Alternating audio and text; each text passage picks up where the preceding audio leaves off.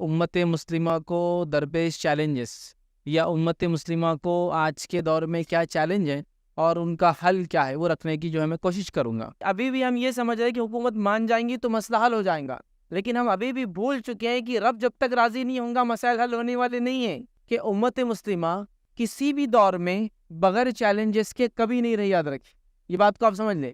تو پہلا چیلنج یاد رکھیں جو امت مسلمہ کو ہے آج کے دور میں، وہ یاد رکھیے شیطان کی طرف سے دیا گیا چیلنج ہے، اور وہ ہے شرک۔ تو لہٰذا پہلا چیلنج یاد رکھیے وہ شرک کے شکل میں شیطان نے دیا ہے، اس کو ہم میٹ کریں گے اور اس چیلنج کا حل دیں گے، اور وہ یہ کہ توحید کی دعوت کو اپنے خاندان، اپنے آس پڑوس گھروں میں، اپنی قوموں میں، یا جو آس پاس ہمارے غیر مسلم قومیں بستی ہیں ان کو اس پیغام کو سنائیں گے، چونکہ شرک برا عمل سب کے لیے، صرف میرے اور آپ کے لیے نہیں ہے۔ آئیے دوسرا چیلنج جو ہے وہ یہ کہ نبی اکرم صلی اللہ علیہ وسلم کے طریقے کو چھوڑ دینا۔ دوسرے الفاظ میں کہوں گا نبی اکرم صلی اللہ علیہ وسلم کی نافرمانی کرنا۔ تیسرے الفاظ میں کہوں گا نبی اکرم صلی اللہ علیہ وسلم کی خلاف ورزی کرنا۔ یا چوتھے الفاظ میں کہوں گا بدعت کا ایجاد کرنا، سنت کو چھوڑ کر اپنے طریقے سے نئے نئے طریقے ایجاد کرنا۔ تیسرا یاد رکھیے جو چیلنج امت مسلمہ کو وہ یہ ہے آپسی اختلاف۔ چوتھا چیلنج یاد رکھیے وہ ہے جہالت، الٹریسی۔ ایک زمانہ گزرا ہے 8ویں 9ویں اور 10ویں صدی، 11ویں صدی، 12ویں صدی کو اٹھا کے پڑھ لیجئے، مسلمان وہ تھے جو 70 سے لے کر 90% سائنسداں صرف مسلمان تھے۔ پانچواں چیلنج ہے اکنامیکل چیلنج، معاشی۔ اکنامیکل چیلنج میں سب سے بڑا چیلنج جو امت مسلمہ کے سامنے ہے وہ سود۔ چھٹا جو چیلنج ہے امت کو، جو چیلنج ہماری نسلوں کو برباد کر رہا ہے، وہ چیلنج ہے منشیات، ڈرگز۔ دوسرا فحش، پورنوگرافی۔ ساتویں چیز یاد رکھیے وہ یہ اسلام کے بارے میں پائی جانے والی غلط فہمیاں۔ آٹھویں چیز یاد رکھیے جو ہمارے لیے ایک بہت بڑا چیلنج ہے آج، وہ ہے زنا۔ نواں یاد رکھیے جو امت مسلمہ کا مسئلہ ہے وہ ہے امت مسلمہ کے پاس کوئی تھنک ٹینک نہیں ہے۔ 10واں اور آخری نقطہ آج کا رہے گا وہ ہے میڈیا کی الغار۔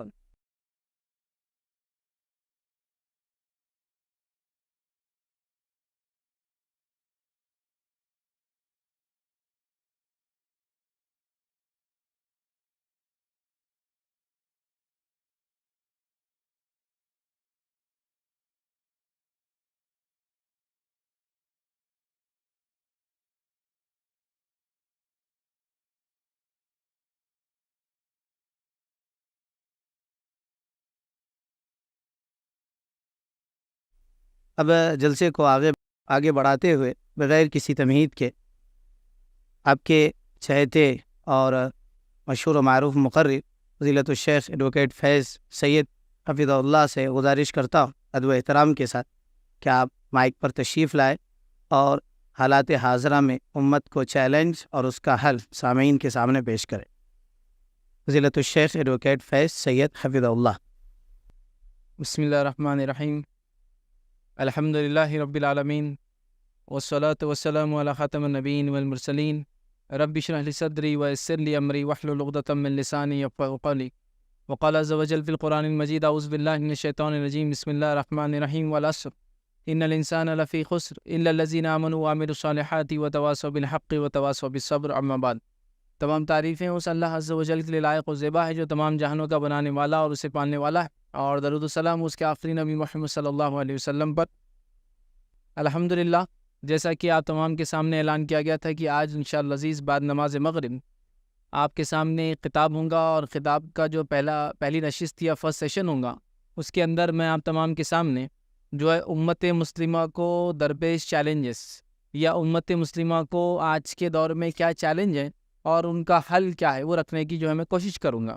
اس سے پہلے کہ ہم اپنے ٹاپک اور عنوان کی طرف بڑھے، ایک وضاحت ضروری وہ یہ ہے کہ یہ جو میرا عنوان ہے یہ عنوان آج کے حالات کے پس منظر میں نہیں، یاد رکھیں یہ عنوان بالکل عموم ہے، اور امت مسلمہ کی ہم بات کریں، امت مسلمہ جو ہند میں بستی ہے یا بھارت میں بستی ہے ان کے لیے نہیں ہے، یہ بات بالعموم ہے، مطلب بالخصوص کسی ملک، کسی خطے، کسی علاقے، کسی زبان بولنے والے، کسی رنگ کے مسلمانوں کے لیے نہیں، بلکہ یہ عمومی طور سے امت مسلمہ دنیا میں جہاں بھی بستی ہے ان کو کیا چیلنجز ہوتے ہیں اور ان چیلنجز کا حل ہم کیسے ڈھونڈیں، یاد رکھیں وہ میں رکھنے کی کوشش کروں گا۔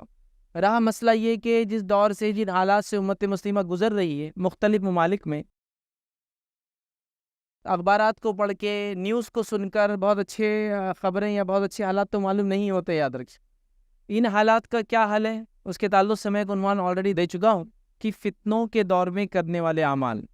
وہ عنوان کو آپ دیکھیں تو اس میں انشاءاللہ عزیز جو حال میں جو ایشوز چالو ہیں تو ان ایشوز کو کیسے ڈیل کرے، کیسے ٹیکل کرے، کیسے ان کا حل نکالے، میں نے اس کے اندر بتفصیل اس بات کو رکھا ہوں بس یہاں ایک بات کہوں گا اور پھر انشاءاللہ سے اپنے عنوان کی طرف چلا جاؤں گا، چونکہ امت مسلمہ کو چیلنجز ہے تو لوگ یہ سوچتے شاید آج کے پس منظر میں ہندوستان کے ماحول کے بارے میں کچھ کہوں گا، تو یاد رکھیے وہ مقصد نہیں، مقصد تو ایک عمومی بات کہنا ہے، لیکن خصوصی طور سے یہ کہوں گا ہم بہت سارے حل دنیاوی اعتبار سے تجاویزیں نکالتے ہیں کہ ایسا ایسا کرنے سے انشاءاللہ عزیز یہی حل مل جائیں گا ان مسائل کا، لیکن ایک بات یاد رکھیے ہم ابھی بھی حقیقی حل، ریئل جس کو کہیں گے سلوشن کی طرف نہیں بڑھ رہے ہیں۔ جیسے مثال کے طور پر ہم یہ سوچ رہے ہیں کہ ہم لوگ اگر حکومت کے سامنے احتجاج کریں گے تو ہم کو انشاءاللہ عزیز مسائل ہمارے حل ہو جائیں گے، لیکن ابھی بھی ہم یہ بھول چکے ہیں کہ رب العزت کے سامنے حاضر ہونا یہ سب سے اصل ہے۔ اب ابھی بھی ہم یہ سمجھ رہے ہیں کہ حکومت مان جائیں گی تو مسئلہ حل ہو جائیں گا، لیکن ہم ابھی بھی بھول چکے ہیں کہ رب جب تک راضی نہیں ہوں گا مسائل حل ہونے والے نہیں ہیں، چونکہ اصل فیصلے پہلے آسمانوں میں ہوتے ہیں اور اس کا نتیجہ، اس کے ریفلیکشنز دنیا میں آتے ہیں۔ تو ابھی بھی ہم اس مسئلے کے حل کی طرف نہیں بڑھے۔ کچھ لوگوں نے کہا کہ اتنے احتجاج ہو گئے، فلاں ہو گیا، پھر بھی حل نہیں نکلا، تو میں کہتا ہوں ہاں ابھی بھی حل نہیں نکلے گا، چونکہ ابھی بھی فجر خالی ہے، مسجد فجر میں خالی ہے۔ رب العزت سب سے زیادہ جس چیز سے خوش ہوتا ہے وہ اعمال ہے جو اس نے ہم پر فرض کیے ہیں، تو جب تک رب العزت کو ہم فرض کر کے نہیں منا لیں گے نا، تو یاد رکھیے دیگر حل کچھ نہ کچھ جس کو کہیں گے صرف سطح کو کھرچ سکتے ہیں، سرفیس کو اسکریچ کر سکتے ہیں، ریئل سولوشن اور حل کی طرف ابھی بھی ہم نہیں بڑھے ہیں۔ یاد رکھیے یہ چیز سمجھنے کی ضرورت ہے۔ کچھ جگہ تو یہ حال ہو گیا، لوگوں نے حکومتوں کو منانے کے نام پر گانے بجانے بھی شروع کر دیا، اللہ رحم کرے۔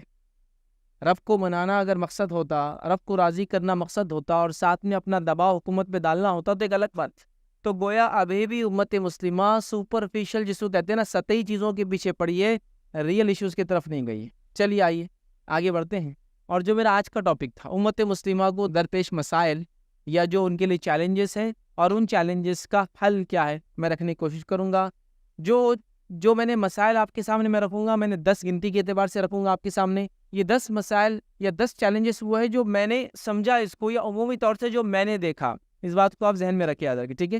جو میں نے دیکھا یا میں نے سمجھا، اس کے اندر کوئی آپ یہ نہیں کہہ سکتے قرآن حدیث میں کہا یہ چیلنج 1 2 3 4 نہیں ہے، لیکن میں نے جو دیکھا، میں نے حالات دیکھے دنیا کے، اور خاص طور سے مسلمان اکثریت میں جہاں بستے ہیں ان کے کیا حالات ہیں اور اس کے حل کیا ہو سکتے، تو وہ میں نے ترتیب میری اپنی ہے، ترتیب کے ساتھ ساتھ جو نمبر 1 2 3 4 جو میں نے چنے ہیں وہ سلیکشن بھی میرا، چوائس بھی میری اپنی، اس بات کو آپ ذہن میں رکھیں۔ اب آئیے آگے بڑھتے ہیں۔ تو امت مسلمہ کو آج جو چیلنجز ہے، اس سے پہلے کہ ہم چیلنجز کیا اور ان کا حل اور سلوشن کیا ہے وہ دیکھیں، یہ بات آپ سمجھ لیں، اس بات کو آپ جان لیں کہ امت مسلمہ کسی بھی دور میں بغیر چیلنجز کے کبھی نہیں رہی، یاد رکھیں یہ بات کو آپ سمجھ لیں۔ اس کو سب سے زیادہ چیلنج اور سب سے بڑا چیلنج تب تھا جب اللہ رب العزت نے ایک شخص کو جو مکہ کے رہنے والا تھا اس کو نبی چن لیا، اور نبی چننے کے بعد اس کو ایک مشن دے دیا کہ یہ مشن لے کر، میرا پیغام لے کر تم انسانیت تک پہنچوں گے۔ یہ سب سے بڑا چیلنج آیا سب سے پہلے کہ ایک فرد کے ذہن میں تھا، ایک فرد کو اللہ نے وحی کے ذریعے بتایا، اس کے سامنے یہ چیلنج تھا کہ تمام لوگ جو سارے عالم میں شرک کرتے تھے ان کے سامنے توحید کا پیغام رکھے۔ تب بھی چیلنج سے خالی نہیں تھا۔ ابتدا دور میں چند لوگ ایمان لائے، تو چند لوگ ایمان لانے کے بعد مشرکین مکہ نے جو پلاننگ کی ان کو ختم کر دینے کا، انہائلیٹ کر دینے کا، مار دینے کا، ظاہر سی بات ہے جب بھی بڑا چیلنج تھا، اپنے بقا کے لیے لوگ اپنی جان کی بقا کے لیے، اس دین اور ایمان کی بقا کے لیے لڑ پڑے۔ اس کے بعد لوگ جو ہے کچھ لوگ ہجرت کر کے چلے گئے، تو ظاہر سی بات ہے ان کو بھی اپنے چیلنجز رہے کہ وہاں مشرکین نے اپنے وفد بھیجے۔ اس کے بعد کچھ لوگ ہجرت کر کے جب اللہ نے حکم دیا مدینہ چلے گئے، تو کوئی چیلنج سے خالی تب بھی دور نہیں رہا۔ تو گویا یہ امت یاد رکھیے چیلنجز کے اعتبار سے کبھی بھی بغیر چیلنج کے نہیں رہی ہے، لیکن اللہ رب العزت کو چونکہ پتا تھا اس امت کو صرف اللہ رب العزت نے آخری امت نہیں بنایا، یہ وہ امت ہے جو اس دین کے پیغام کو لے کر انسانیت تک پہنچیں گی، تو اس نے ان کو قیامت تک آنے والے ہر چیلنج، ہر مسئلے کا حل بھی اپنے شریعت کے ذریعے بتا دیا۔ اب افسوس کی بات ہمارے لیے ہے کہ شریعت موجود ہوتے ہوئے کیوں یہ چیلنجز کو میٹ نہیں کر پا رہے، کیوں یہ مسائل جو ہمارے سامنے دن اور رات آ رہے ہیں اس کا حل نکال نہیں پا رہے۔ یہ چیلنج ہمارے لیے چونکہ دین اور شریعت نے تو قیامت تک کے آنے والے سارے چیلنجز بتا دی، یہ بات کو یاد رکھیں۔ تو اس بات کو جب میں آپ کے سامنے بیان کر رہا ہوں تو آپ یہ مت سوچئے کہ پہلا زمانہ اچھا تھا آج کا نہیں، پہلے بھی چیلنجز تھے، آج بھی چیلنجز ہے، اور ظاہر سی بات ہے آنے والے دور میں چیلنجز اور بھی زیادہ بڑھتے چلے جائیں گے، یاد رکھیں۔ اور یہ بات کوئی بھی انسان بول سکتا ہے، کہہ سکتا ہے کہ بچہ جب چھوٹا ہوتا ہے تو زیادہ مسئلہ ہوتا ہے، یا جب بچہ بڑا ہو جاتا ہے اس کے لیے مشکلیں زیادہ ہوتی، سب کہیں گے جب چھوٹا ہوتا ہے۔ تو اسلام جب آیا تھا، نبی اکرم صلی اللہ علیہ وسلم کو جب اللہ نے آخری نبی چنا اور جب اس کی تکمیل ہوئی، یاد رکھیے، تو تب ظاہر سے بہت بڑے چیلنجز تھے، یاد رکھیے۔ اور مشرکین بھی ویسے ہی سوچ رہے تھے اس کو ختم کر دینے کا ہمیشہ کے لیے دنیا سے۔ آج الحمدللہ مسلمانوں کے 50 سے زیادہ ملک ہیں۔ آج الحمدللہ مسلمان مذہبی اعتبار سے دنیا کی دوسری سب سے بڑی قوم ہے، یاد رکھیں۔ تو ظاہر سی بات ہے آج بھی چیلنجز ہیں ہر مختلف زمین زمانے علاقے میں، ان تمام چیلنجز کا شریعت موجود ہے۔ میں گزارش صرف یہ کروں گا کہ ان چیلنجز کو سمجھ کے اس کے حل اور سلوشن ڈھونڈنے کی سخت ہمیں ضرورت ہے۔ اب آئیے جو 10 چیلنجز میں آپ تمام کے سامنے رکھوں گا جو امت مسلمہ کو آج کے زمانے میں درپیش ہے، ہو سکتا ہے سال 2 سال بعد یہ چیلنجز ترتیب وغیرہ تمام چیزیں بدل جائیں، لیکن جو چیلنجز یاد رکھی پہلے مختصر بتا دیتا ہوں اور اس کے بعد ہم تھوڑا تھوڑا تفصیل میں ایک چیلنج کو دیکھیں گے۔ تو 10 چیلنجز جو میں آج رکھوں گا، وہ پہلا چیلنج ہے شیطان کی طرف سے دیا گیا جو شرک کی شکل میں، جس کا حل توحید ہے، یاد رکھیں۔ دوسرا چیلنج یاد رکھیے وہ ہے نبی اکرم صلی اللہ علیہ وسلم کی نافرمانی کرنا، جو شیطان کی طرف سے دیا گیا ہے۔ نبی اکرم صلی اللہ علیہ وسلم کی خلاف ورزی کرنا، نبی اکرم صلی اللہ علیہ وسلم نے جو احکامات دیے اس کو نہیں ماننا، یا ہم کہیں گے اتباع سنت کے خلاف کام کرنا۔ حل یہ ہے کہ ہم اتباع سنت کرنے لگے، انشاءاللہ عزیز تو ہمارے مسائل کا حل نکل جائیں گا۔ تیسری چیز یاد ہے کہ جو تیسرا چیلنج یاد رکھیے امت مسلمہ کا اختلاف، اور اس کا حل و سلوشن یہ امت مسلمہ اتحاد پر آ جائے۔ چوتھی چیز یاد رکھیے امت مسلمہ کی جہالت، اور اس چیلنج کا حل ہے کہ امت مسلمہ علم کے میدان میں آگے بڑھے۔ پانچواں جو چیلنج ہے وہ اقتصادی اکنامیکل چیلنج ہے، جس میں سب سے بڑا چیلنج سود ہے۔ اس کے مقابلے امت مسلمہ جو ہے ایک جو پاک اور شفاف سود کے بغیر جو اکنامی ہوتی ہے، اقتصادیات ہے، اس کو بچائے، یہ اس کا حل ہے۔ چھٹا چیلنج جو یاد رکھیے وہ یہ ہے منشیات، جو نشہ جس کو ہم کہتے ہیں ڈرگس، اسی طرح فحش، یہ یاد رکھیے، اور وقت کو ضائع کرنا جو انٹرنیٹ سوشل میڈیا کے ذریعے ہو رہا ہے، اس کا حل یاد رکھیے وہ یہ ہے کہ انسان دنیا میں آنے کے مقصد کو سمجھے اپنے، اور مقصد کو سمجھ کے اللہ نے جو زندگی یا وقت دیا اس کا صحیح فائدہ اٹھائے۔ ساتواں چیلنج یاد رکھیے غلط فہمیاں جو اسلام کے بارے میں پھیلائی گئی ہے، مختلف غلط فہمیاں، اس کا حل یہ کہ ان غلط فہمیوں کا جواب اسلام کے یا اسلام کے دیے ہوئے بہترین احکامات کے ذریعے دے کہ یہ ہمارا دین اور یہ ہمیں وہ حکم دیتا ہے۔ اسی طرح آٹھواں چیلنج یاد رکھے زنا اور فحش یاد رکھے، جس کا حل یہ کہ نکاحوں کو آسان کیا جائے۔ نواں چیلنج یہ کہ امت مسلمہ کے پاس کوئی تھنک ٹینک پالیسی بنانے والے، مستقبل میں کیا ہونے والا ہے اور اس کا ہم رد کیسا دیں گے، کوئی سسٹم نہیں ہے۔ اس کا حل یہ ہے کہ ہم ایک تھنک ٹینک تیار کریں، ایسے افراد ہو جو جمع ہو اور امت کو آنے والے مسائل کو پہلے سے جان لے اور اس کے سلوشنز کے حل پیش کرے۔ اسی طرح 10واں اور آخری جو چیلنج میں رکھوں وہ یہ میڈیا کی الغار جو مسلمانوں کے خلاف، اسلام کے خلاف، محمد صلی اللہ علیہ وسلم کی شخصیت کے خلاف، اور اسی طرح جو اللہ کے خلاف یا اللہ کی کتاب قرآن کے خلاف ہے، اسی الغار کا حل یاد رکھیے کہ ہم مین اسٹریم میڈیا میں جا کر اس کے اندر جو برائیاں پھیلائی گئی اسی کو استعمال کر کے اچھائیاں اس میں پھیلائیں۔ چلیے آئیے اب ان چیلنجز کو مختصر اور تھوڑا سا ڈیٹیل میں جا کے ان بریف جس کو کہتے رکھتا ہوں اور اس کے حل کی طرف بات کرتے ہیں۔ تو پہلا چیلنج یاد رکھیے جو امت مسلمہ کو ہے آج کے دور میں، وہ یاد رکھیے شیطان کی طرف سے دیا گیا چیلنج ہے، اور وہ ہے شرک۔ یہ سب سے بڑا چیلنج ہے، چونکہ یاد رکھیے جب قومیں شرک کر بیٹھتی ہیں یا شرک میں مبتلا ہوتی ہے اور پہچانتی نہیں ہے شرک کیا ہے، اس کی حقیقت کو نہیں جانتی، اس کو دین دھرم اور مذہب سمجھ لیتی ہے، اسی کو زندگی جینے کا طریقہ سمجھ لیتی ہے، تو اللہ تعالیٰ سے اس کا رشتہ پورا کٹ آف ہو جاتا ہے، ختم ہو جاتا ہے، منقطع ہو جاتا ہے۔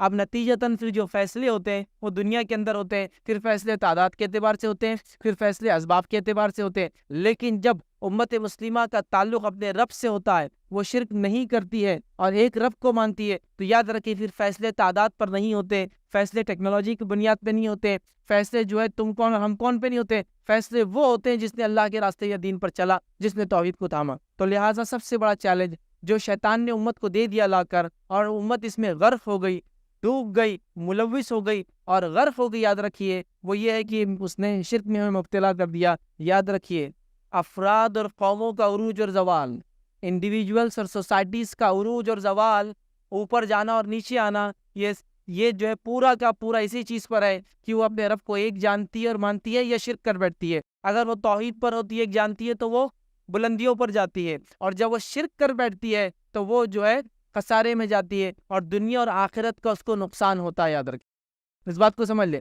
تو افراد اور سماج کے برباد ہونے کا، ہلاک ہونے کا، عذاب کے آنے کا، عذابات میں مبتلا ہونے کا اور دنیا سے نیست و نابود ہو جانے کی سب سے بڑی وجہ شرک ہے۔ یاد رکھیے قرآن کا مطالعہ کر لیجئے، اللہ رب العزت نے قرآن میں کئی قوموں کا نام لینے کا ذکر کیا، ان کی انبیاءوں کا ذکر کیا، کئی اشارتاً بات کی نبیوں کی، کئی اشارتاً بات کی قوموں کی، اور بتایا کہ جب انہوں نے شرک کیا تو رب العزت نے ان کو کس طرح سے ہلاک کیا، کسی کو غرق کیا، کسی کو چیخنے آ لیا، کسی کو ہواؤں کے ذریعے ہلاک کیا، کسی کو سوکھے کے ذریعے کیا، کسی کو پانی کا عذاب دیا، اور مختلف عذابات آسمان اور زمین سے آئے، کسی کو آگ کی بارش برسا دی۔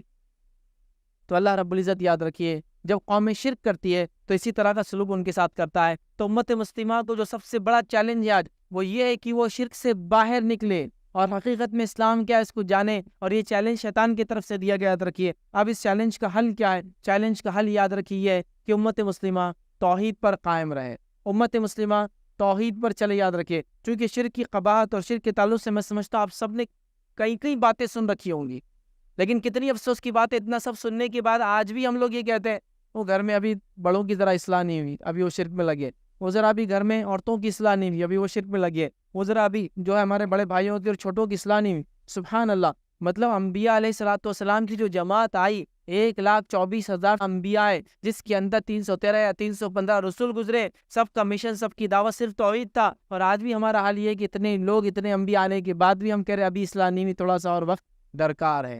تو گویا پتہ چلا ہم نے جڑ کو نہیں پہچانا, بھی حقیقت کو نہیں جانا, برائی کو سمجھ نہیں پایا. یاد رکھیے تو اس چیز کو سمجھنے کی اور سنجیدہ ہو کر سیریس ہو کر اس بات کو لینے کی اور سمجھنے کی ضرورت ہے. تو پہلا چیلنج وہ شرک ہے اور اس کا حل توحید ہے. یاد رکھیے, اور توحید میں سمجھتا ہوں کوئی نئی چیز نہیں ہے, آپ لوگ تمام لوگ جانتے ہیں. نبی اکرم صلی اللہ علیہ وسلم فرمایا, صحیح مسلم کی روایت آپ نے فرمایا اور کہا کہ جو اس حالت میں مرا کہ جو کسی کو اللہ کے ساتھ شریک نہیں کرتا تھا, اللہ کے رسول صلی اللہ علیہ وسلم فرماتے ہیں وہ جنت میں جائیں گا. اور جو کہ اس حالت میں مرا جس نے اللہ کے ساتھ شریک ٹھہرایا تھا, مطلب اس کی موت شرک پر ہوئی, تو وہ جہنم میں جائیں گا. تو یہ حدیث بالکل واضح ہے کہ جو توحید پر رہیں گا وہ جنت میں جائیں گا, جو شرک کریں گا وہ جہنم میں جائیں گا. تو لہٰذا پہلا چیلنج یاد رکھیے وہ شرک کے شکل میں شیطان نے دیا ہے, اس کو ہم میٹ کریں گے اور اس چیلنج کا حل دیں گے. اور وہ یہ کہ توحید کی دعوت کو اپنے خاندان, اپنے آس پڑوس گھروں میں, اپنی قوموں میں یا جو آس پاس ہمارے غیر مسلم قومیں بستی ہیں ان کو اس پیغام کو سنائیں گے. چونکہ شرک برا عمل سب کے لیے, صرف میرے آپ کے لیے نہیں ہے. میرے آپ کے لیے زیادہ برا اس لیے کہ ہم نے توحید کا دعویٰ کرنے کے بعد ہم شرک کرتے ہیں, کتنی بری بات ہے. تو بہرحال تو پہلا چیلنج شیطان کی طرف سے تھا, اس کا حل توحید ہے. آئیے دوسرا چیلنج جو ہے وہ یہ کہ نبی اکرم صلی اللہ علیہ وسلم کے طریقے کو چھوڑ دینا. دوسرے الفاظ میں کہوں گا نبی اکرم صلی اللہ علیہ وسلم کی نافرمانی کرنا. تیسرے الفاظ میں کہوں گا نبی اکرم صلی اللہ علیہ وسلم کی خلاف ورزی کرنا. یا چوتھے الفاظ میں کہوں گا بدعت کا ایجاد کرنا, سنت کو چھوڑ کر اپنے طریقے سے نئے طریقے ایجاد کرنا. یہ دوسرا سب سے بڑا چیلنج ہے امت کے پاس, کیونکہ یہ مسئلہ ایسا ہے نبی کی مخالفت کرنے کا, یہ اللہ کے عذاب کو دعوت دیتا ہے. یہ بدعت کا معاملہ دین میں نئے کام کرنے کا ایسا ہے جس کے تعلق سے نبی اکرم صلی اللہ علیہ وسلم فرماتے ہیں اللہ تعالیٰ بدعتی کی توبہ قبول نہیں کرتا. کب تک؟ جب تک کہ وہ بدعت سے توبہ نہ کر لے, ہے نا. تو اللہ کا جو معاملہ ہے توبہ کا جب بند ہو جائے گا تو ہم کیسے کرا پائیں گے بتاؤ؟ جب ہم اللہ سے دعائیں مانگیں اللہ مجھے معاف کر, تو اللہ معاف کیسے کریں گا؟ چونکہ ہم وہ غلط کام کر رہے ہیں جس پہ معافی دیتا ہی نہیں ہے لوگوں کو جب تک اس کو چھوڑ نہ دے. آپ سمجھ رہے بات؟ تو لہٰذا نبی اکرم صلی اللہ علیہ وسلم کی مخالفت کرنا, آپ کے طریقے کو چھوڑنا, آپ کی نافرمانی کرنا, یہ بہت زیادہ ہلاک اور برباد کر دینے والا عمل ہے. اس چیز کو ہم سمجھے, یاد رکھیے. اور عمل کی قبولیت کے جو علماء شرائط لکھتے ہیں اس میں سے پہلی شرط ہے کہ انسان توحید پرست ہو, تبھی عمل قبول ہوتا ہے. دوسری شرط لکھتے ہیں کہ وہ سنت کے مطابق ہو, تبھی عمل قبول ہوگا. اور تیسری لکھتے ہیں اخلاص کے ساتھ ہو. جب تینوں کا کمبینیشن ہوتا ہے تو عمل قابل قبول ہوتا ہے اللہ کے پاس, ورنہ اللہ تعالیٰ عمل کو قبول نہیں کرتا. جیسا کہ وہ شہید جسے جہنم دہکائے جائیں گے, صحیح تھا نا, لیکن پھر بھی جان چکے اخلاص کا مسئلہ تھا, توحید پر بھی تھا اور سنت کے مطابق ہوئی تھا, لیکن مسئلہ کیا کیا اس نے؟ اخلاص کا. تو یہ تینوں شرائط ایسے ایک بھی مسنگ ہو جائیں گا عمل خراب ہو جائیں گا. تو ظاہر سی بات ہے ہم جو بھی عمل کرتے ہیں صبح سے لے کر شام تک, دن سے لے کر رات تک, اپنی زندگی میں, اپنے سماج میں, وہ عمل کس کے مطابق ہو؟ نبی اکرم صلی اللہ علیہ وسلم کے طریقے کے مطابق ہو. آج ہمارا مسئلہ یہ ہے, اللہ ہم پہ رحم کرے, معاف کرے ہم کو, لیکن یہ بات بولنے میں میں کوئی دو رائے محسوس نہیں کرتا. رب العزت کی دی گئی ایک شریعت ہے ہمارے پاس, شریعت طریقہ, اور اللہ رحم کرے ہماری مغفرت کرے, ہم نے اپنا ایک شریعت و طریقہ ایجاد کیا ہے, پیرالل بالکل چلتا ہے. آپ محسوس کر سکتے ہیں اپنے سماج میں. یہ طریقہ شادی کا جو نبی اکرم صلی اللہ علیہ وسلم نے دیا, یہ طریقہ ہے شادی کا ہمارے. یہ طریقہ ہے نبی اکرم صلی اللہ علیہ وسلم بچوں کے ویلکم استقبال کے دنیا میں, یہ طریقہ ہے ہمارا بچوں کے ویلکم کر. یہ طریقہ نبی اکرم صلی اللہ علیہ وسلم بتائے گئے جو ہے میت کے تعلق سے, یہ طریقہ ہے ہمارا میت کے تعلق سے. یہ طریقہ نبی اکرم صلی اللہ علیہ وسلم بتائے گئے تجارت کا حلال حرام تھا, یہ طریقہ ہمارا اپنا ایجاد کرتا ہے, جس میں ہم یہ بھی بولتے ہیں ارے وہ طریقے پہ چلیں گے جو سنت سے, تو ہم کو تو بھوکے مر جانا پڑیں گا, دکان کو تالے لگا دینا پڑیں گے, تجارتیں بند ہو جائیں گی, دنیا میں چل پھر بھی نہیں سکیں گے مگر پوری سنت پہ عمل کریں گے. تو یہ باتیں بیان کی جا رہی. تو نبی اکرم صلی اللہ علیہ وسلم کی نافرمانی, نبی اکرم صلی اللہ علیہ وسلم کے طریقے کو چھوڑنا, نبی اکرم صلی اللہ علیہ وسلم مخالفت کرنا بہت ہی ڈینجر عمل ہے. یاد رکھیے, ڈینجر لفظ سمجھتے ہیں سب لوگ, اردو کے اندر بھی بہت عام ہی استعمال ہوتا ہے, خطرناک ایک دم. بہت خطرناک، مذاق نہیں، یاد رکھ، اتنا خطرناک کہ لوگ قوم ہلاک ہوئی انبیاء کی نافرمانی کرنے کے نتیجے میں۔ نبی اکرم صلی اللہ علیہ وسلم کے ایک شخص نے نافرمانی کی تکبر کے ساتھ، الٹے ہاتھ سے کھانا کھا رہا تھا۔ نبی اکرم صلی اللہ علیہ وسلم فرمایا سیدھے ہاتھ سے کھا، تو تکبر کے ساتھ بولا سیدھا ہاتھ منہ تک نہیں جاتا۔ نبی اکرم صلی اللہ علیہ وسلم نے کہا کہ جا تیرا منہ ہاتھ کبھی تیرے منہ تک سیدھا نہ جائے۔ راوی کہتے ہیں اس انسان کو اللہ کے رسول کی ایک نافرمانی کیا، نتیجہ یہ ہوا کہ اس کا سیدھا ہاتھ کبھی اس کے منہ تک نہیں گیا، یا اس کا منہ اس کے سیدھا ہاتھ تک نہیں گیا، مطلب وہ اپنے سیدھے ہاتھ سے کھانا نہیں کھا پایا۔ ایک نافرمانی کا نتیجہ ہے صرف یہ، ایک ہی نافرمانی کی بات کر رہا ہوں میں سر، تو اس کا ہاتھ ہی نہیں گیا منہ تک۔ ہمارا معاملہ تو یہ صبح سے شام تک کہ ہم کاؤنٹلیس، ان گنت، بغیر گنتی کہ ہم نبی اکرم صلی اللہ علیہ وسلم مخالفت کر رہے ہیں صبح سے لے کر شام، من مانی۔ سمجھ رہے بات کو؟ بہت سنجیدہ ہونے کی ضرورت ہے، یہ ایک بہت بڑا چیلنج ہو گیا امت۔ ہمیں اس بات کو سمجھنا ہے کہ نبی اکرم صلی اللہ علیہ وسلم کی بتائے گئے عمل کے بغیر اعمال قبول نہیں ہیں۔ نبی اکرم صلی اللہ علیہ وسلم کے بتایا گیا عمل ہی دنیا کے اندر سب سے آسان اور سب سے صحیح طریقہ ہے۔ نبی اکرم صلی اللہ علیہ وسلم نے جو طریقہ ہمیں دے گا یہی طریقہ جنت میں لے جاتا ہے، یہ بات بھی یاد رکھنا ہے، چونکہ اس کے علاوہ سارے طریقے جہنم میں جاتے ہیں۔ سمجھ رہا بات؟ یہ چیز کو ہم کو سمجھنا، یاد رکھیے۔ اس کا حل کیا ہے؟ اس کا حل کیا ہے؟ اس کا حل یہ ہے، یاد رکھیے۔ اور ایک مثال دیتا ہوں اس کے حل سے پہلے، کہ نبی اکرم صلی اللہ علیہ وسلم کی کچھ لوگوں نے نافرمانی کر دی، صحابہ سے غلطی ہو گئی۔ وہ احد کی جنگ کا پورا واقعہ آپ کو یاد ہوگا۔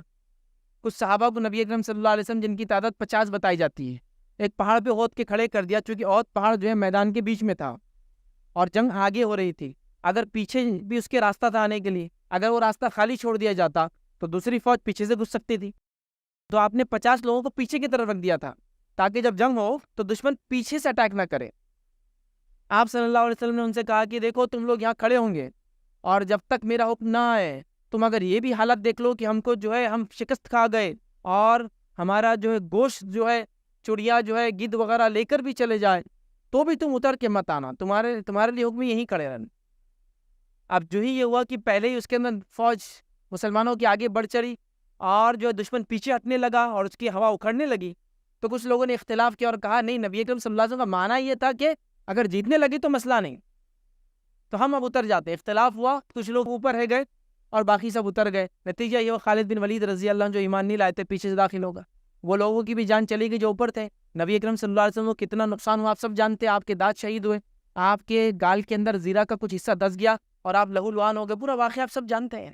وہ ایک نافرمانی یہ کر سکتی ہے، سمجھ رہے بات؟ لہٰذا حل کیا ہے؟ اس کا حل ہے کہ نبی اکرم صلی اللہ علیہ وسلم کی اطاعت، آپ کی اتباع، آپ کی فرمانبرداری کو ہم جو ہے اپنا طریقہ جان لیں، یاد رکھیے۔ اور سلف صالحین کی اتباع یاد رکھیے، یہ بھی اس میں شامل ہے، اس لیے کہ جب ہم نبی اکرم صلی اللہ علیہ وسلم کا طریقہ بولتے ہیں تو اس کے اندر بہت ساری باتیں جو صحابہ سے ہم تک آتی ہیں ان کا طریقہ بھی اس کے اندر شامل ہے، یاد رکھیے۔ تو ہم اس معاملے میں بہت مستعد ہو جائیں کہ اللہ کی کتاب میں ہم کو مسئلہ نہ ہو تو اللہ کی کتاب میں تلاش کرے، پہلے کوئی مسئلہ آ جائے، اس کے بعد نبی اکرم صلی اللہ علیہ وسلم سنت میں تلاش کرے، وہاں نہ پائے تو پھر صحابہ کی زندگی میں ہم جائے اس مسئلے کے لیے، یاد رکھیے، یہ بڑا اہم ہے، یاد رکھیں، جس میں صحابہ کا اجماع سب سے اول ہے اور اس کے بعد دیگر چیزیں، تو اس چیز کو ہم خیال رکھیں۔ تو اطاعت، فرمانبرداری، اس چیز کو ہم تھام لیں۔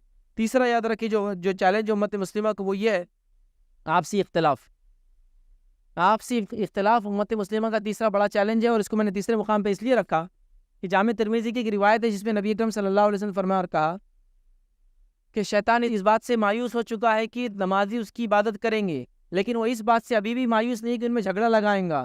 تو پتہ چلا توحید کے بعد سب سے اہم چیز امت کا اتحاد ہے، سمجھ، یا جسے کہوں گا شرک کے بعد سب سے بری چیز امت کا اختلاف ہے، کیونکہ توحید کے بعد سب سے اہم اتحاد ہے۔ اسی لیے کہا جا رہا ہے شیطان مایوس ہو چکا ہے کہ نمازی اس کی عبادت کریں گے، لیکن اس چیز سے مایوس نہیں کہ جھگڑا لگائے، سمجھ رہے بات کو؟ تو توحید کے بعد سب سے اہم چیز اتحاد یاد رکھیے، اور شرک کے بعد سب سے بری چیز اختلاف ہے۔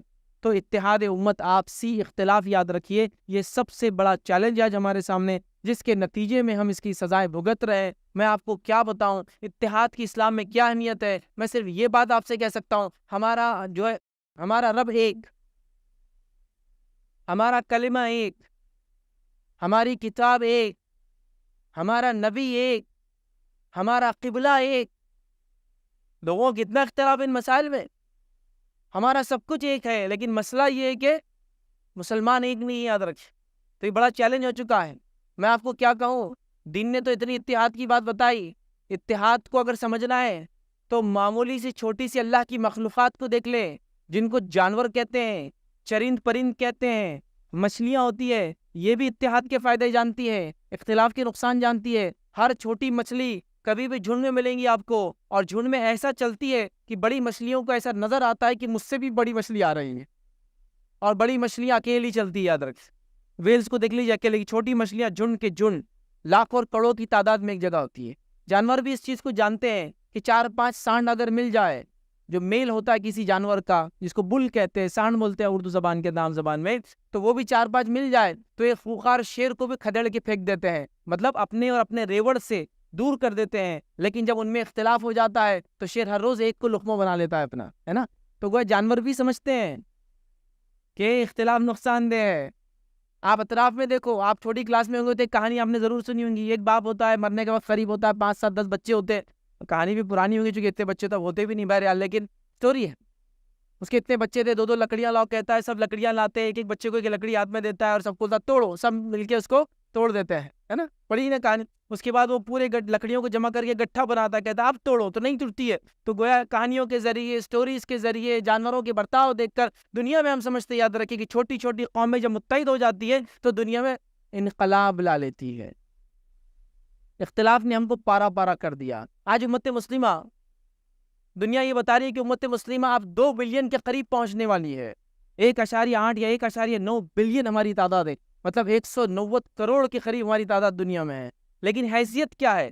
تعداد ایک چیز ہے، حیثیت کیا ہے؟ ریت کے دانے کتنے بھی ہو، ان کی حیثیت کیا ہے؟ ہوا اڑا کے لے جاتی ہے، دھول بن جاتے ہیں.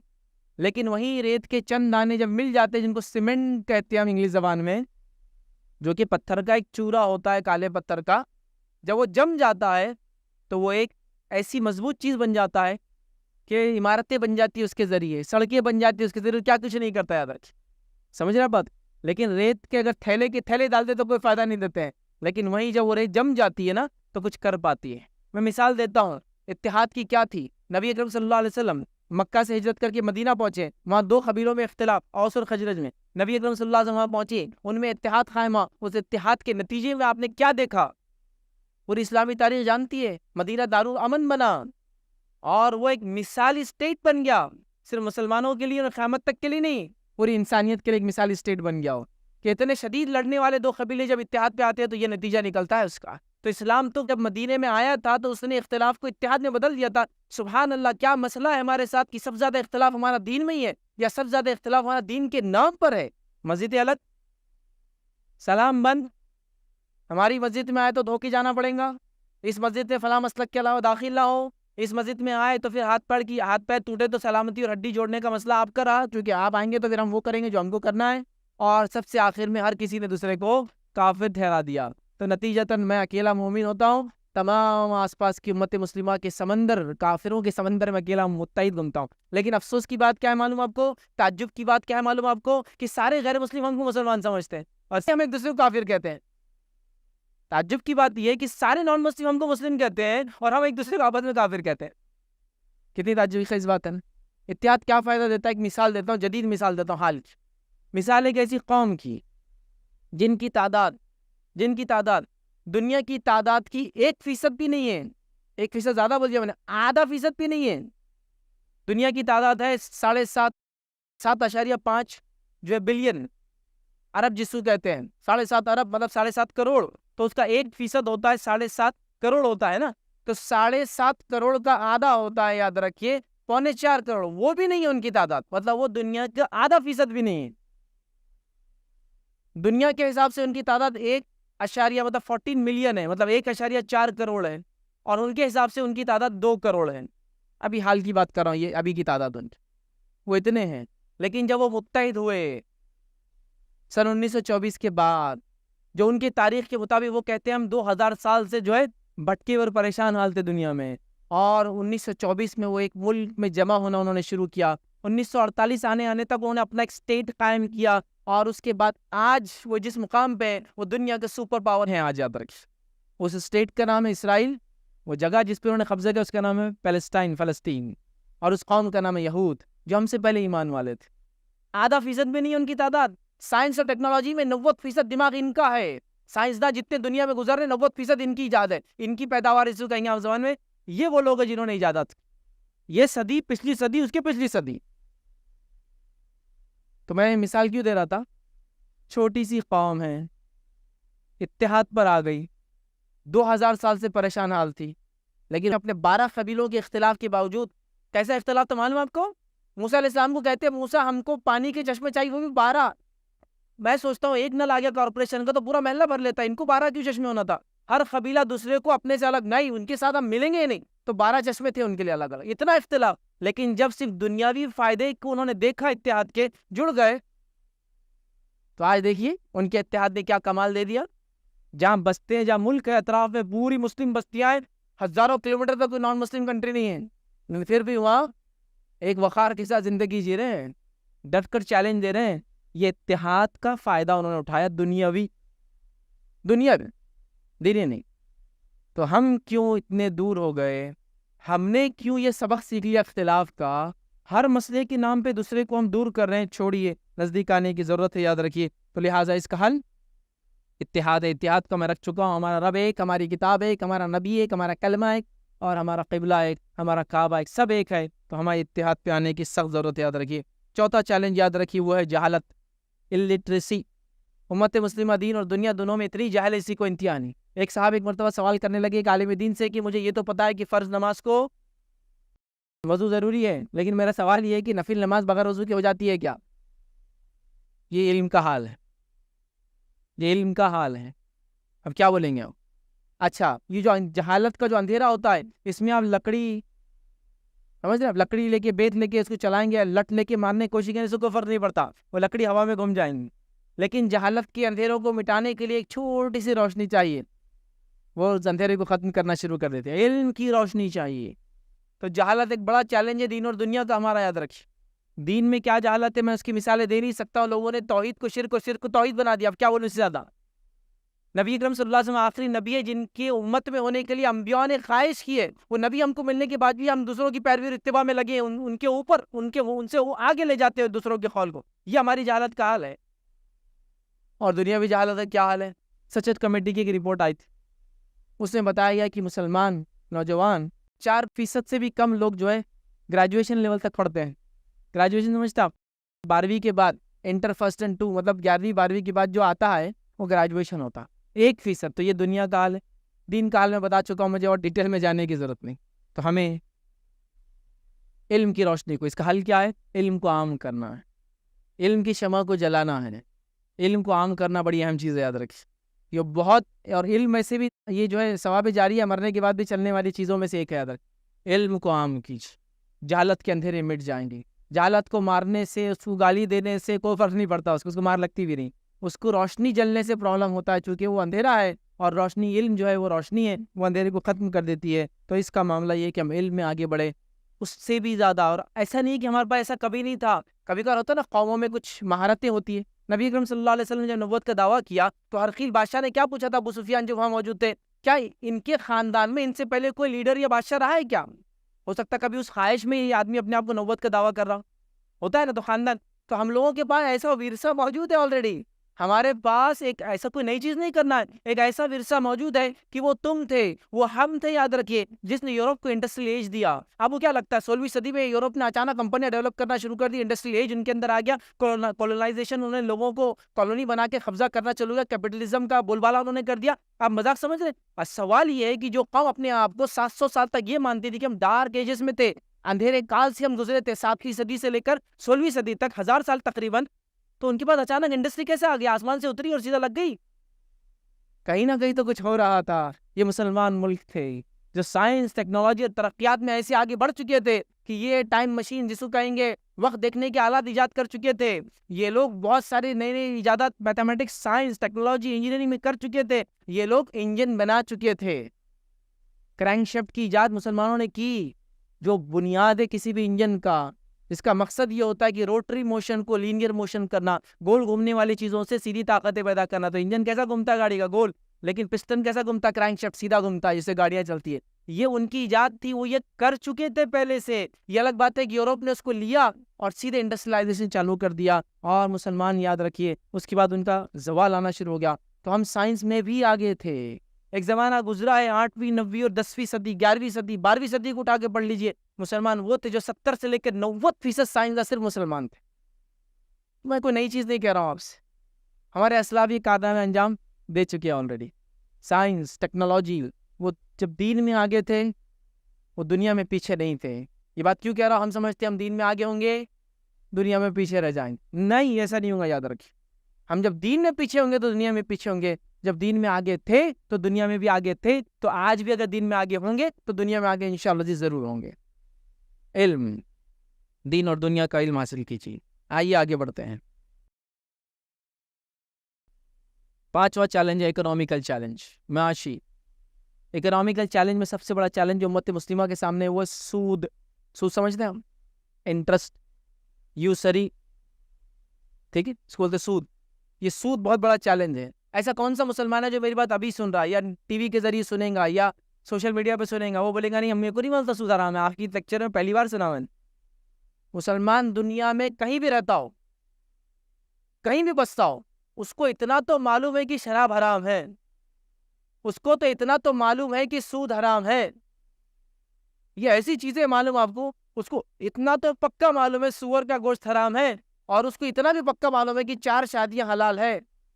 یہ ایسی باتیں ہیں جو کہیں بھی پوچھ لو آپ اس کو معلوم ہی ہوں گا، برابر بولیں گا یہ تو معلوم ہے. مطلب یہ اتنی کامن باتیں جو پھیلی ہوئی لوگوں میں ان میں سے ایک ہے. کوئی آدمی ایسا نہیں ہوتا سور کا گوشت حرام ہے، آپ کی لیکچر سنا پر نہیں، یہ ہماری گھٹی میں ہوتا ہے نا. سود حرام ہے، سب کو پتا ہے. اب سوال یہ ہے کیا کیا جائے اس کے خلاف. یہ تو انسانی ضرورت ہے، پیسہ انسانی ضرورت ہے اور پیسہ سود پر مل رہا ہے، تو کیا کیا جائے؟ کیوں نہیں اس میں ہم نے کوششیں کی؟ یہ بہت بڑا چیلنج، یاد رکھیے. یہ ایک ایسی چیز ہے جو ہمارے حلال رزق کو حرام کر دیتا ہے. یہ ایک ایسی چیز ہے جو امت مسلمہ کو نہیں بلکہ پورے دنیا کی معیشت کو برباد کرتا ہے، اکنامی کو برباد کرتا ہے. اس لیے کہ اللہ رب العزت نے سود کے خلاف، اللہ اور اس کے رسول نے اعلان جنگ کیا. مشرک کے خلاف بھی نہیں کیا، ایسا تو قرآن کے اندر ہے نا.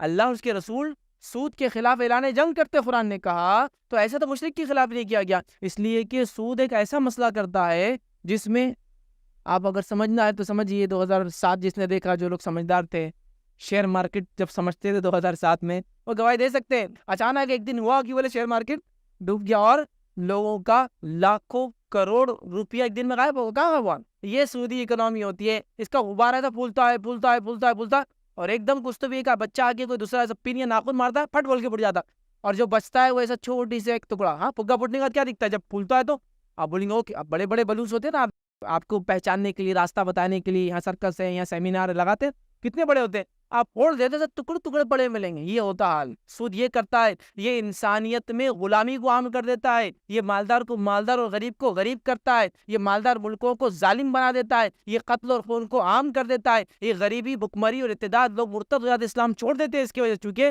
غریبی چیز ہی ایسی ہے، بھوکا انسان کچھ بھی کرتا ہے جان بچانے، عزت داؤ پہ لگا دیتی ہے عورتیں جان بچانے. سمجھیے بات. سب کو معلوم ہے حرام. سوال یہ کیا کیا جائے؟ حل کیا ہے اس کا؟ ہم نے حل کی طرف بات نہیں، ہم نے حل کی طرف سوچ نہیں کی، ہم حل کی طرف پہل نہیں کرنا چاہتے ہیں. اس لیے کہ ہمارا معاملہ ایسا ہے کہ کوئی کام ہم کرنا تو چاہتے ہیں، لیکن ساتھ میں اللہ سے دعا بھی ہوتی ہے، اللہ میرے سے نہیں کسی اور سے شروع ہونا ہے. مطلب میں نہیں پہل لوں گا، یہ میرے گھر میں نہیں ہونا، یہ ہمارے گھر سے شروع نہیں ہونا، کہیں اور سے شروع ہو جانا ہے. اور ہم اس کے ساتھ دعا میں اس کے پیچھے رہیں گے. ہم نہیں کوشش کریں گے اس کے لیے. امت نے من جملہ اپنی کوششیں اس فیلڈ میں کچھ بھی نہیں کی. نتیجہ یہ ہوا کہ ہم جس اکنامک میں جیتے ہیں، جس معاشی نظام میں جیتے ہیں، وہ دنیا کا سب کا تقریباً 99% سودی ہے. ہندوستان ہمارا ملک لے تو 100% سودی ہے. کیا کریں گے بتاؤ؟ حل پہ بات نہیں کی تو اس کا حل کیا ہے؟ تو معاشی اس کا حل یاد رکھیے، غیر سودی معیشت ڈیولپ کی جائے. اب ہر آدمی سوچتا میں کیسے کر سکتا ہوں اس کو، میں کیسے کر سکتا ہوں. ہاں، تم ہی کر سکتے ہو. شروعات تو کرو، ایک سٹارٹ تو لو. کر سکتے ہو تم، یاد رکھو. اس چیز کو سمجھنے کی ضرورت ہے، یاد رکھیے. اسی طرح جو ہے معاشی جو مسائل ہیں ان کو حل کرنے کے لیے کام کرنے کے مقابلے میں کام دینے والے بنیے، جاب کریٹ کیجیے، انٹرپرینیورز بنیے. اور بہت سارے اس معاملے بیت المال کا نظم، زکوٰۃ کا بیت المال، غیر زکاتی بیت المال، انڈسٹریل ڈیولپمنٹ ہے، سیلف ہیلپ گروپس ہے، اور بہت ساری چیزیں کی جا سکتی ہے. آئیے چھٹا جو چیلنج ہے امت کو، جو چیلنج ہماری نسلوں کو برباد کر رہا ہے، مطلب اگر جھاڑ لگا ہے تو جڑوں کو خراب کر دے رہا ہے. وہ چیلنج کیا یاد رکھیے؟ وہ چیلنج ہے منشیات، ڈرگز، دوسرا فحش پورنوگرافی، اسی میں جو ہے وقت کا ضائع کرنا، تینوں کو ایک ساتھ لے رہا ہوں کیونکہ یہ پوری قومی اعتبار سے پوری نسل اس میں مجھے گرتے ہوئے نظر آ رہی ہے. میں الزام کسی پہ نہیں ڈال رہا ہوں بھائی، لیکن جو دیکھ رہا ہوں آنکڑے جو آ رہے فگر جو آ رہے اسے میں کہہ رہا ہوں. پوری کی پوری امت قوم کی قوم دھکا دی جا رہی ایک طرف، اور یہ صرف مسلمانوں کا حال نہیں ہے، ساری انسانیت کا یہ حال ہے. اسی طرح بڑی یاد رکھیں، جس میں سب سے پہلے منشیات، ڈرگز، نشہ. اسلام جو ہے اس کے مقاصد ہوتے ہیں کچھ، تو شریعت کے مقاصد علماء لکھتے ہیں 5 6 7 علماء نے الگ الگ گنائے ہیں، فقہ کی کتاب میں آپ پڑھ سکتے ہیں. تو شریعت کے جو مقاصد ہے، مقاصد شریعہ کے اندر علماء لکھتے ہیں شریعت چاہتی ہے کہ سب سے پہلے دین کا تحفظ ہو، عزت کا تحفظ ہو، مال کا تحفظ ہو، جان کا تحفظ ہو، عقل کا تحفظ ہو، نسل کا تحفظ ہو. 6 باتیں تو سب نے لکھی تقریباً. پہلے دین کا تحفظ سب سے اول، احکامات اسی کے حساب سے بنتے ہیں. جان، مال اور عزت کا تحفظ اور عقل کا تحفظ، اس لیے شراب حرام ہے، نشہ حرام ہے اسلام میں. اور پھر نسل کا تحفظ، اس لیے زنا حرام ہے چونکہ اس میں نسل خراب ہو جاتی ہے، پروجینی خراب ہو جاتی ہے. سمجھ رہے بات؟ تو مقاصد شریعت کے یہ ہم لوگ ڈرگز میں لگیں گے. ڈرگز عقل کو مارتا ہے، عقل کو مارنے والا ہر چیز اسلام میں حرام ہے، یاد رکھ، چھوٹے سے لے کر بڑے تک.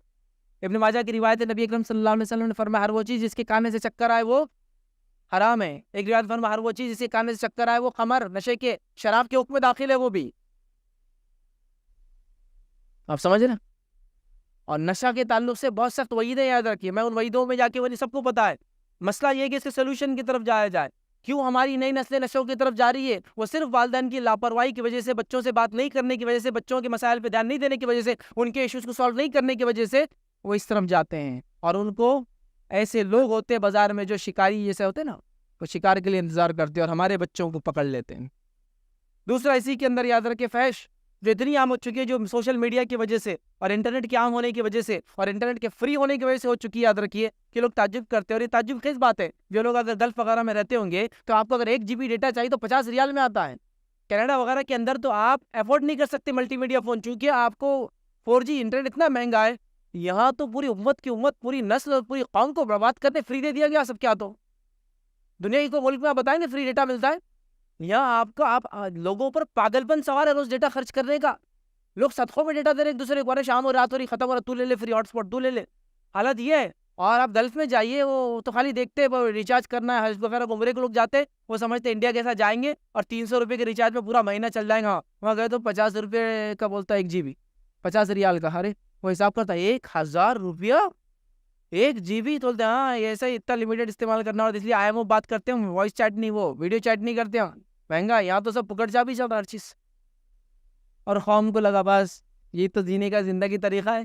قرآن چھوڑ کر آپ نے ہاتھ میں فون کو ہی لے لیا، دن اور رات سینوں سے لگا ہے، دیکھا جا رہا ہے، بار بار کھولا جا رہا ہے. کیا مسئلہ آ گیا؟ ابھی دیکھتا ہوں ایک زمانہ تھا ہمارے اسلاف ایسی قرآن کے ساتھ معاملہ تھا، وہ سینوں سے لگا تھا، سینوں میں بھرا تھا، بس دن اور رات اسی سے رشتہ تھا. اب کچھ لوگ بولتے کیسے ان کے رشتے ہوں گے قرآن سے؟ اب جیسے ہمارے رشتے ہمارے فون سے، ویسے ان کے قرآن سے رہتے تھے.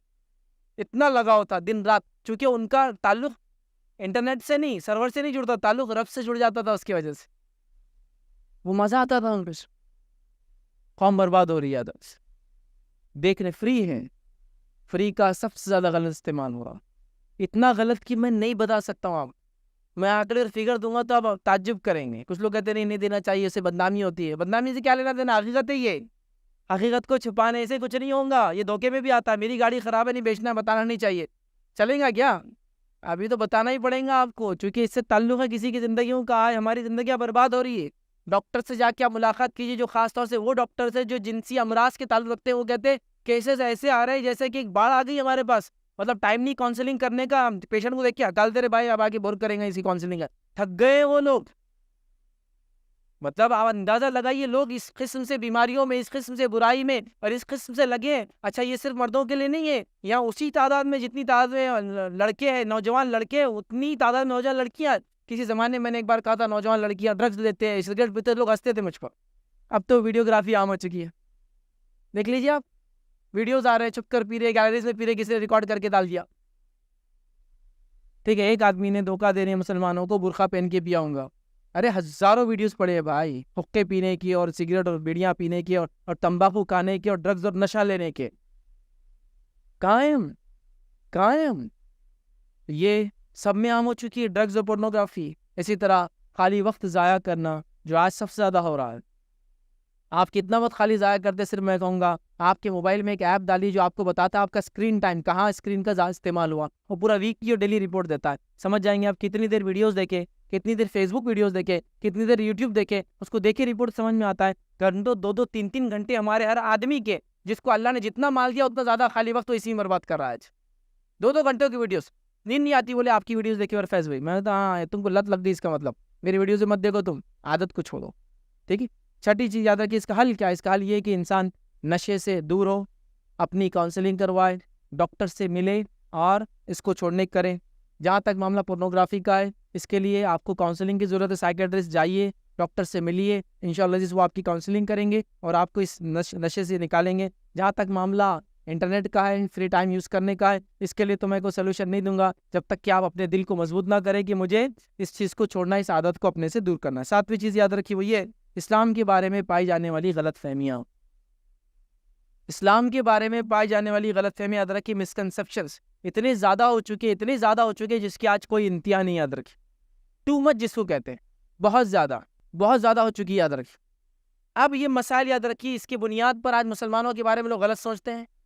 ان کی جان مال عزت لوٹنا ان کے لیے کوئی برائی نہیں ہوتی, چونکہ غلط فہمیاں اتنی آپ کے بارے میں, آپ کے دین کے بارے میں, نبی اکرم صلی اللہ علیہ وسلم کے بارے میں, قرآن کے بارے میں, اللہ کے بارے میں, ہمارے دینی عادت اطوار, داڑھی, برقع, طلاق, شادی, سب سے ان کو پرابلم ہو چکا ہے. اس کا سلوشن کیا تھا, حل کیا تھا, ہم لوگوں کو بتاتے ہیں. تو یہ مسکنسیپشن پھیلے کیسے, یہ غلط فہمیاں کیوں پھیلی, اس نتیجے کو اس کو دیکھنا چاہیے. اور اس کا حل یہ ہے کہ سب سے پہلے دعوت اسلام دی جائے, سوشل میڈیا پہ اپنے کام کو عام کیا جائے, سوشل ورک کے ذریعے بتایا جائے کہ ہم وہ قوم ہیں جو لوگوں کے بارے میں سوچتے ہیں. ایجوکیشنل انسٹیٹیوٹس قائم کر کے لوگوں کو انسانیت کو سے نفع دیا جائے. ڈیزاسٹر ریلیف مطلب جہاں آندھی, طوفان, باڑھ, زلزلے آتے ہیں وہاں جا کے لوگوں کی مدد کی جائے. اسی طرح انوائرمنٹل پریزرویشن مطلب سماجی ماحولیات کے تحفظ کے لیے ہم کچھ کام کریں, چونکہ ہمارے دین کا حصہ ہے. تب لوگوں کو پتہ چلے گا نہیں یہ قوم دنیا خراب کرنے, ماحول خراب کرنے نہیں, یہ دنیا کی اور ماحول کی ضرورت ہے. یاد رکھ. 8ویں چیز یاد رکھیے جو ہمارے لیے ایک بہت بڑا چیلنج ہے آج, وہ ہے زنا, جو نتیجہ ہے کچھ چیزوں کے غلط. انٹرنیٹ وغیرہ میں لے چکا ہوں آلریڈی, اور بہائی جو عام ہو چکی ہے انٹرنیٹ اور ٹی وی میڈیا اور ڈفرینٹ کائنڈ آف جس کو کہیں گے میڈیمس کے تھرو ہو چکی ہے, جس سے زنا ہو چکا ہے. زنا کے نتیجے میں نسلیں ہماری خراب ہو رہی ہے. یاد رکھیے زنا بہت خطرناک چیز ہے. یاد رکھیے چونکہ اس سے نسلیں خراب ہوتی ہے. یاد رکھیے جنریشنز ہماری برباد ہوتی ہے, اور شریعت چاہتی ہے کہ نسل کا تحفظ ہو, چونکہ اگر نسل میں گڑبڑ ہوں گی تو پردے کے مسائل ہوتے ہیں, اس سے نسل میں گڑبڑ ہوں گی تو وراثتیں غلط تقسیم ہوں گی. سمجھ رہے آپ بات کو, اور اس کے بڑے مسائل. یاد رکھیے اللہ تعالیٰ نے ہم کو فحش سے, زنا سے دور رہنے کا حکم دیا ہے, لیکن کیا بات ہے, کتنی تعجب کی بات ہے, امت مسلمہ میں یہ چیز عام ہوتی جا رہی ہے. یاد رکھیں عام نہیں بلکہ لوگ یہ کہہ رہے ہیں کہ جوانی کی غلطی تھی بچے, یہ لڑکپن کی غلطی تھی بچے اور بچے, یہ لیول تک آ چکی. یاد رکھیں مسائل, اور لہٰذا بہت سنجیدہ ہو کے, سینسٹیو ہو کے, اس کی برائیوں کو سمجھتے ہوئے ہم کو کام کرنا ہے. اس کا حل کیا ہے, اس کا سلوشن اور حل یاد رکھیے, نکاحوں کو عام کرے, آسان کرے, جلدی کرے, تو یہ مسائل انشاءاللہ عزیز خود بخود حل ہو جائیں گے. 9واں یاد رکھیے جو امت مسلمہ کا مسئلہ ہے وہ ہے امت مسلمہ کے پاس کوئی تھنک ٹینک نہیں ہے. تھنک ٹینک سمجھتے آپ, کچھ لوگ ایسے ہو جو دینی علم رکھتے ہو, کچھ لوگ ایسے ہو جو دین میں مہارت رکھتے ہو, کچھ لوگ ایسے ہو جو دنیا میں مہارت رکھتے ہو, کچھ لوگ ایسے ہو سائنس میں مہارت رکھتے ہو, کچھ لوگ ایسے جو ٹیکنالوجی مہارت رکھتے ہو, کچھ لوگ ایسے جو تعلیم میں مہارت رکھتے ہو, کچھ لوگ ایسے جو سیاست میں مہارت رکھتے ہو, یہ سب لوگ, کچھ لوگ ایسے جو میڈیا میں مہارت, سب مل کر ایک گروپ بنائے جس میں یہ طے ہو مسائل کیا آنے والے, حل ہمارے پاس کیا ہوگا. سوشل میڈیا آ گیا سن 2000 کے بعد سے, جنگل کی آنکھ جیسا پھیلا. آج ہم 2020 میں بات کر رہے ہیں, 20 سال ادھر, 20 سال میں پوری زندگی کو ہمارے شکنجے میں لے چکا ہے, اور ہمارے پاس آج بھی کوئی سلوشن حل نہیں اس کے لیے کیا کیا جائے. اور ابھی تو یہ شروعات ہے, خاتمہ نہیں ہے. ابھی تو سائنس اور ٹیکنالوجی نے آپ کو وہ کمال دکھانا ہے, اور آپ کو اس کے لیے ایسا بھی نہیں کہ میں مروں گا بستر پہ تو پوچھوں گا بیٹے کچھ اپڈیٹ ہوا کیا. ہر 5 سال میں اپڈیٹ ملیں گی آپ کو. تو اگر کوئی آج سے 5 سال بعد 2025 تک جیتا ہے تو وہ پوری دنیا مختلف دیکھیں گا, اتنی مختلف کہ وہ تعجب کریں گا کہ کیا ہو گیا, سائنس, ٹیکنالوجی, ایگریکلچر, ایجوکیشن کہاں چلے گئی, کیا ہو رہا ہے یہ. سمجھ رہے آپ, کسی زمانے کے خواب سچ ہوتے ہوئے نظر آ رہے ہیں آج. تو 5 سال بعد تو ٹیکنالوجی ڈبل ہو جائیں گی, ایڈوانس ہو جائیں گی. کسی زمانے میں نسلیں 50 سال میں بدلتی تھی, کبھی 25, آج 5 سال میں بدلتی. میرے حساب سے میں کہتا ہوں ٹیکنالوجی اتنے تیز بدلتی ہے, آج زمانہ اتنے تیز بدل رہا ہے. تو تیاری کیا ہے ہماری فیوچر 2050 کے لیے, 2025 کے لیے کیا پلان ہے کہ ہمارے نوجوانوں کیسے بچائیں گے برائیوں سے, وہ برائیاں آنے کیا والی ہے، اس میں ہونے والا کیا آخر وہ بھی نہیں پتا ہے. کس زمانے میں چھوٹے تھے تو ہم کو چھوٹے تھے جب میں تو لوگ بولتے تھے وہ سعودی وغیرہ میں، گلف میں، یو ایس میں ایسا کاٹ ڈالے مشین میں تو پیسے آتے. اب ہم چھوٹے تھے تو ہم بولتے تھے ابھی ہم گئے نہیں تو ہم کیسے کما رہے ریئلی. اور آج سب دیکھ رہے ہیں نا. اب میں تو کہہ رہا ہوں بہت سارے بچوں نے پیپر کرنسی اور وہ پلاسٹک کرنسی کے علاوہ کچھ دیکھا ہی نہیں پیسے میں، یہی دیکھے. اور ہو سکتا ہے 5 سال بعد یہ حال ہو جائے جو کہ کیش لیس والا معاملہ چل رہا ہے، کئی کئی نوٹا دیکھنے کو ملیں گے، صرف آپ لوگ سب یہ پلاسٹک کے ٹکڑے ہاتھ میں رکھیں. تو ہم نے جب چھوٹے تھے تو یہ نہیں آئی تھی ٹیکنالوجی، تو کوئی ہم کو بولتا تھا، ہم بولتے گھمارے لوگ بیوقوف بنا رہے، نہیں سمجھ میں آتا تھا. لیکن آج یہ ہو چکا ہے، یہ آخرت ہو چکی تھی. تو وہ لوگ پلاننگ سے ہیں، ان کو پتا بھی اپنی نسلوں کو کیسے تحفظ رکھنا ہے، اور وہ لوگ اتنے جدیدیت کے باوجود اپنی نسلوں کا تحفظ برابر کر رہے ہیں.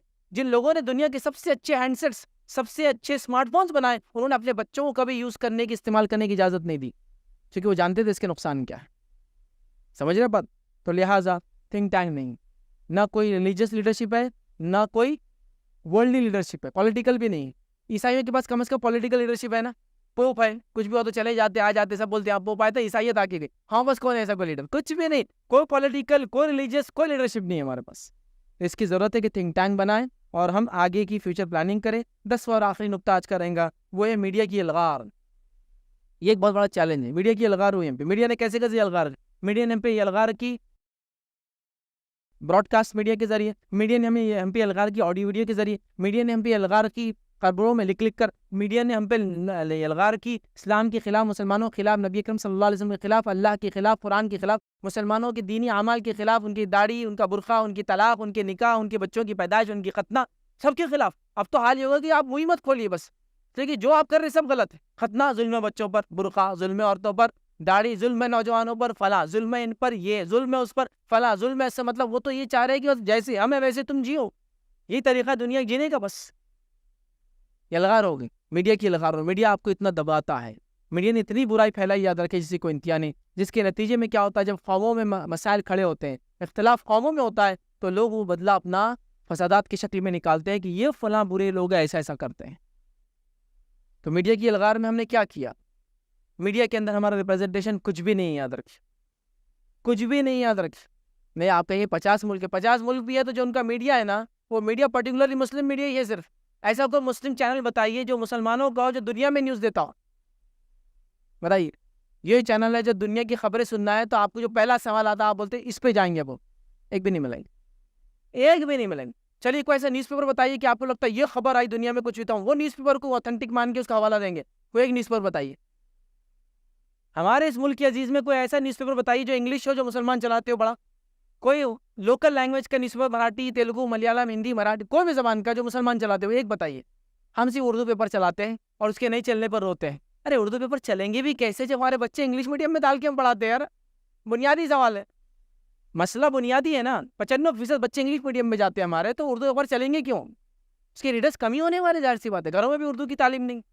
پرابلم ہے بھائی، سولوشن نہیں ہے ہمارے پاس. حل اس کا یہ یاد رکھیے، میڈیا کی الغار، میڈیا میں جواب دینا. اب میڈیا میں کسی نے نبی کریم صلی اللہ علیہ وسلم کا نعوذ باللہ مذاق اڑایا اور میں جمعہ خطبے میں جواب دے رہا ہوں، ٹھیک ہے، مسلمان تو اس سے آگاہ ہو جائیں گے، لیکن بہت سارے مسلمانوں نے وہ دیکھا ہی نہیں وہاں کیا چل رہا. تو بولنے والا ایک الگ میڈیا میں، ہم ایک الگ میڈیا میں اس کی کلیریفیکیشن دے رہے، ہم مسلمانوں میں جواب دے رہے، انہوں نے اس نے پورے دنیا میں اس کا ڈنڈورا پیٹا. ہمارا جواب کہاں گیا ہو؟ ہم کو تو وہاں بلایا بھی نہیں گیا، ہم کو تو اب پوچھا بھی نہیں جاتا ہے. پھر ہم بولے اتنی غلط فہمی ہے نان مسلم کے دلوں میں، کیسے یہ بغض بھر رہا ہے؟ یہ بغض بھر رہا نہیں، بھرا جا رہا ہے. وہ نکلتا ہے پھر جب کچھ فسادات ہوتے ہیں. تو ہم نے اس کا حل کیا ہے؟ تو دیکھیے اب جو بھی ہے، جو ہوا سو ہوا، اس کا حل کیا ہے؟ اب مین میڈیا پہ تو ہمارا کنٹرول نہیں ہے. سوشل میڈیا جو آپ کے ہاتھ میں ہے نا، اس کا صحیح استعمال کیجیے. مسلمانوں کے اچھے کاموں کو وائرل کیجیے، آگے بڑھائیے. مسلمانوں نے جو انسانیت کے لیے کیا اس کو آگے بڑھائیے. مسلمانوں کی جو اچھائی اور خصوصیتیں ہیں ان کو ریکارڈ کر کے بڑھائیے. میں کھا رہا، میں پی رہا، میں جا رہا، میرا بچہ، میری بیوی، فلاں، یہ فوٹو آ رہی سر، یہ استعمال کر رہے ہو آپ سوشل میڈیا کا، یہ استعمال کرو فونس اور کیمراز کا. ارے یہ کام کرتے آپ، مسلمانوں کا اجتماع ہو، اتنا فائدہ لوگوں کو دیا، دیکھیے صفائی کیسی بھی، فلاں ہم نے یہ کیا، یہ ہماری خصوصیت، زکوٰۃ ہم ایسی دیتے، صدقات کا ہمارا معاملہ یہ، فلاں یہ ہے، انسانیت کے لیے غربت کریے اس چیز تاکہ کچھ تو وضاحت جائے. چلیے وہ مین اسٹریم میڈیا میں نہیں براڈ کاسٹ، تو سوشل میں ہی صحیح، اس کا بھی بڑا اثر ہے. کیونکہ ایک زمانے تک میڈیا کچھ خاص لوگوں کے ہاتھ میں تھا، الحمدللہ کے فضل آج سب کے ہاتھ میں ہے. بس صحیح استعمال کرنے کی اس کی سخت ضرورت ہے. تو یہ 10 نکات تھے، 10 پوائنٹ تھے جو امت مسلمہ کو چیلنج ہے، اور میں نے اس کی حل رکھنے کی کوشش کی ہے۔ ترتیب بھی میری اپنی تھی، اور جو چیلنجز تھے میں نے جو دیکھا ماحول سے، جو اندازہ لگا، جو میری اسٹڈی تھی اس کے مطابق میں رکھنے کی کوشش کی۔ تو ہمیں چاہیے ہم اپنے آپ کو، اپنی نسلوں کو اس کے لیے تیار کریں کہ ایسے چیلنجز تو بھائی آتے رہیں گے، ہم لوگ ان چیلنجز کو میٹ کریں گے، ان چیلنجز کے لیے کھڑے رہیں گے۔ صرف 2020 کی بات نہیں کریں، ہم 2040 کے منصوبوں کے ساتھ چلتے ہیں کہ 20 سال بعد ہماری قوم کہاں ہوں گی، ہم کیا منصوبے رکھتے ہیں، کیا پلانس ہیں، دینی اعتبار سے کیا پلانس ہیں، دنیاوی اعتبار سے ہمارے کیا پلانس ہیں، ہم یہ سوچ کے ساتھ جائیں گے تاکہ ایسے جب چیلنجز آئیں گے ان چیلنجز کو ہم میٹ کرتے جائیں گے۔ نبی اکرم صلی اللہ علیہ وسلم کیا پلاننگ دیکھیے، صحابہ کی پلاننگ دیکھیے اور اس کا اثر دیکھیے، تابعین طب تابعین کی پلاننگ دیکھیے، اس کا اثر دیکھیے۔ وہ لوگ ایک فراست، ایک سوچ رکھتے تھے، ایک سمجھ تھی، حکمت تھی، کتاب و سنت سے جڑے تھے، تو اللہ نے ان سے کام لیا۔ ہر چیلنج، بڑے بڑے چیلنج آئے، آسانی کے ساتھ انہوں نے اس کو قبول کیا، آسانی کے ساتھ امت اس سے ابھری اور نکلی، یاد رکھیے۔ لیکن آج ہمیں کوئی لیڈرشپ نظر نہیں آ رہی، کہیں سے بھی کوئی روشنی نظر نہیں آ رہی۔ وجہ یہ کہ ہم سب نے اپنے آپ پر جو ہے اندھیرے کو تھوپ لیا اور لاد دیا ہے۔ تو لہٰذا چیلنجز تو آتے رہیں گے، ہمیں دین کو تھام کر ان چیلنجز کا حل اور سلوشن ڈھونڈنا ہے۔ صرف اس امت کے لیے نہیں، ساری انسانیت کے لیے ہمارے پاس سلوشن ہے، یاد رکھیے، صرف اس امت کے لیے نہیں۔ تو چونکہ ابھی تو ہمارا ہی مسئلہ ہے، اس لیے میں نے ہمارے پوائنٹس رکھا، ورنہ ہمارے پاس تو سلوشن ہیومینٹی کے لیے، انسانیت کے لیے۔ تو اس بات کو رکھنے کی ضرورت ہے۔ اپنی بات کو میں یہ ختم کروں گا۔ اللہ رب العزت سے دعا ہے کہ اللہ سبحانہ تعالیٰ امت مسلمہ کے تمام مسائل کا جو ہے مسائل کو حل کرے۔ اللہ رب العزت امت مسلمہ کی جان، مال اور عزت کے جو ہے تحفظ کرے۔ ہم تمام کو جب تک زندہ رکھے، اسلام اور ایمان پر زندہ رکھے، خاتمہ ایمان پر ہو۔ وآخر دعوانا ان الحمد للہ رب العالمین۔ سبحان ربک رب العزت عما یصفون وسلام علی المرسلین والحمد للہ رب العالمین۔